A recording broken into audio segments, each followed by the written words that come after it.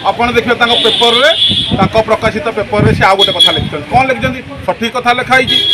କେଉଁଠୁ ଆସିଲା? ବମ୍ବେରୁ ଆସୁଥିଲା ଏୟାରପୋର୍ଟକୁ, ଏୟାରପୋର୍ଟରୁ ତାପରେ ଗଲା ଜିଏସ୍ଟି ଧଇଲା ଏବଂ ଜିଏସ୍ଟି କାର୍ଯ୍ୟାଳୟରେ ଅଛି। ଏବଂ ଯେଉଁମାନେ ତାଙ୍କର କାଗଜପତ୍ର ଦେଖାଇଲେ, ଇନଭଏସ୍ ଦେଖାଇଲେ, ସିଏ ତାଙ୍କ ସୁନା ନେଇଗଲେ। ଏବଂ ଯେଉଁ ସୁନା ଗୁଡ଼ିକ ରହିଯାଇଛି ତାର କିଏ ଅଧିକାରୀ ସେମାନେ ଆସିକି ଜଣାଉନାହାନ୍ତି।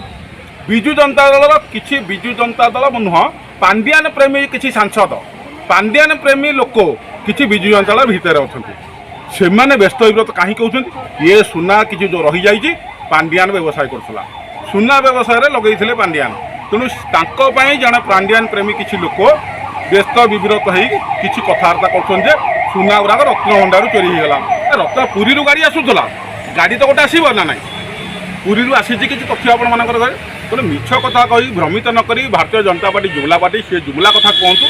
ଆମେ ସତ୍ୟ କଥା କହିବା, ସଠିକ୍ କଥା କହିବା, ଓଡ଼ିଶା ଲୋକଙ୍କୁ ସଠିକ୍ ଭାବରେ ବୁଝାଇବା ଦରକାର କ'ଣ ହେଇଥିଲା। ତେଣୁ କେଉଁମାନେ ବ୍ୟସ୍ତ ହେଉଛନ୍ତି?